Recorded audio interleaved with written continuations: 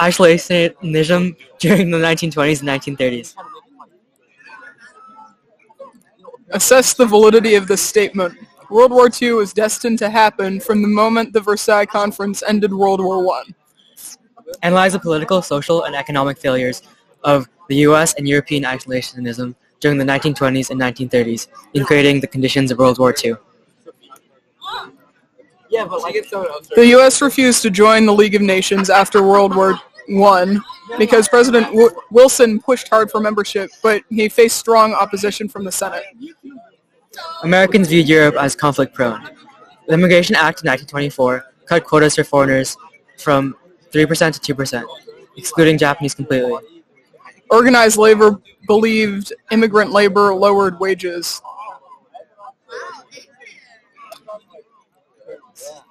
The National Origin Act of 1929, the base year was moved to 1920, but total number was set to 1,500. This just lowered the amount of immigrants who could travel to the United States.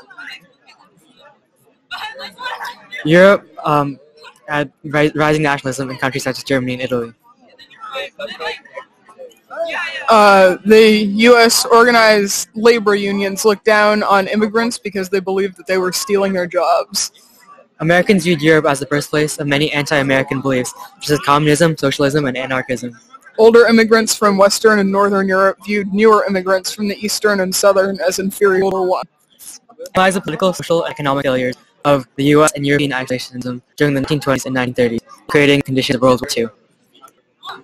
The U.S. refused to join the League of Nations after World War I because President Wilson pushed hard for membership, but he faced strong opposition from the Senate.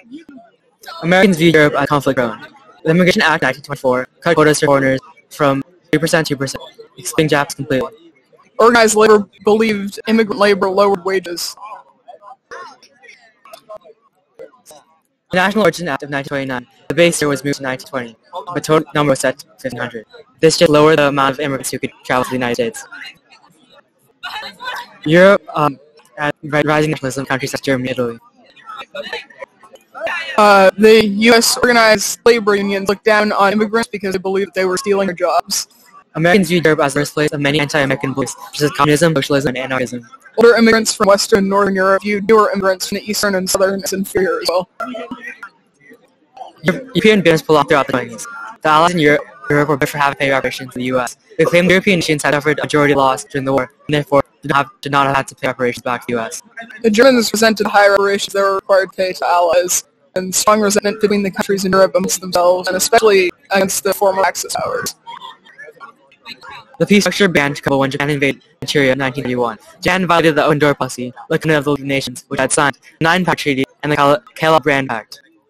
Neither the U.S. nor the League of Nations did anything to stop Japan beyond making statements of protest. Fascist Italy and Nazi Germany realized they too could begin programs of aggression after 1933 without facing any real danger. U.S. economic isolation. The economy boomed after World War I. Until 1929, the U.S. stock market was the most important economic device. The Great Depression hit in the 1930s and caused the rapid decay of the United States economy.